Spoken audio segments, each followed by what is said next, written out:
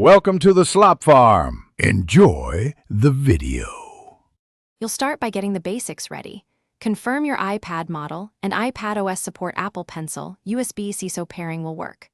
Once done, plug the pencil in to charge briefly and make sure both devices are at least 20% battery. Low power can block pairing. Now go to Settings and enable Bluetooth. If you see an old pencil listed, remove it so the new connection is clean. This prevents conflicts and speeds the next steps. You insert the Apple Pencil into the iPad's USB-C port and the device should show a pairing prompt. Tap to accept and wait for confirmation. Once paired, test immediately in Notes, draw lines, press harder for thicker strokes, and tilt the tip to check shading behavior. Make sure palm rejection is active by resting your hand.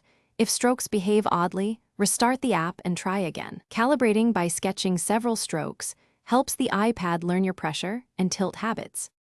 You finalize setup by customizing behavior in Settings Apple Pencil, set double tap actions, change pressure sensitivity, and confirm tilt responds the way you like. If the pencil disconnects or feels laggy, restart the iPad, reinsert the pencil into the USB-C port, and toggle Bluetooth. These steps clear transient software glitches.